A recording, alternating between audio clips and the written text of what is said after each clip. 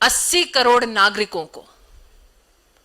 मुफ्त का राशन भारत सरकार के सौजन्य से पहुंचाया जा रहा है, ताकि समाज का वो वर्ग हम सुरक्षित कर सके जो महामारी की चुनौतियों से जूझ रहा। महामारी के वक्त भारत का अभूतपूर्व योगदान वैक्सीनेशन में विश्व पटल पर सम्मानित हुआ, सराहा गया, जिसका उल्लेख राष्ट्रीय अध्यक्ष जी ने कहा। आज इस अमृत काल में भारतीय जनता पार्टी के राष्ट्रीय अध्यक्ष जी ने इस बात की संगठन को, प्रधानमंत्री जी को विशेष बधाई दी कि राष्ट्रपति पद की उम्मीदवार द्रौपदी जी इस अमृत काल में यह संकेत है कि आदिवासी समुदाय के प्रति हमारे संगठन का समर्पण, महिला नेतृत्व के प्रति हमारे संगठन का योगदान, ये द्रौपदी जी के उम्मीदवारी में प्रतिबिंबित होता है। आज एक तरफ प्रधानमंत्री जी के यशस्वी कार्यकाल की बधाई देते हुए राष्ट्रीय अध्यक्ष जी ने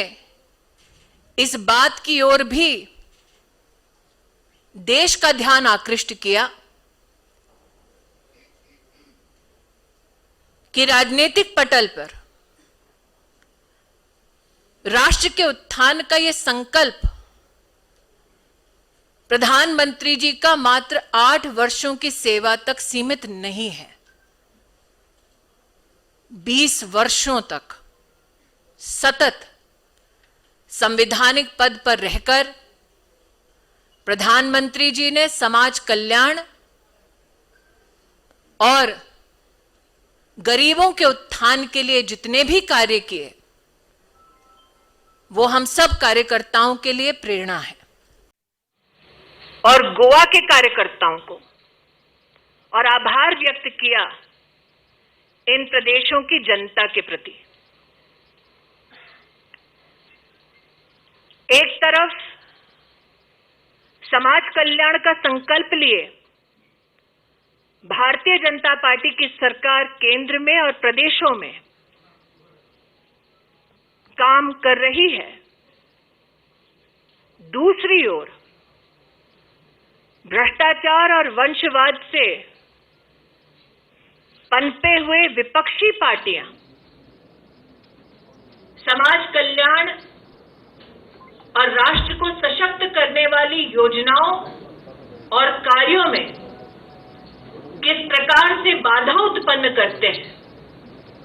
इस पर भी विश्लेषण राष्ट्रीय अध्यक्ष जी ने करा। एक विशेष आभार, एक विशेष टिप्पणी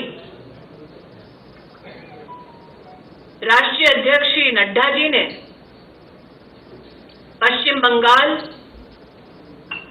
केरल और जम्मू कश्मीर के कार्यकर्ताओं के संदर्भ में किया। राष्ट्र इस बात का साक्षी है कि हमारा कार्यकर्ता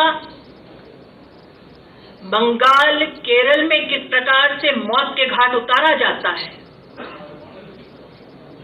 राष्ट्र इस बात का साक्षी है कि हमारा कार्यकर्ता जम्मू कश्मीर में अलगाववाद का सामना राष्ट्रीय संकल्प के साथ भारत के परचम के तले कैसे अपना योगदान देता है, इन तीनों प्रदेशों के कार्यकर्ताओं के शौर्य और बलिदान को राष्ट्रीय अध्यक्ष जी ने नमन किया। आज एक तरफ राजनीतिक और आर्थिक प्रस्ताव के अंतर्गत चाहे वो डिजिटल इंडिया की योजनाओं की सफलता हो, चाहे वो गतिशक्ति कार्यक्रम के माध्यम से भारत में लॉजिस्टिक्स इंफ्रास्ट्रक्चर की दृष्टि से अमूलचूल परिवर्तन की व्यवस्था हो, चाहे महिला कल्याण के संदर्भ में 11 करोड़ शौचालय का निर्माण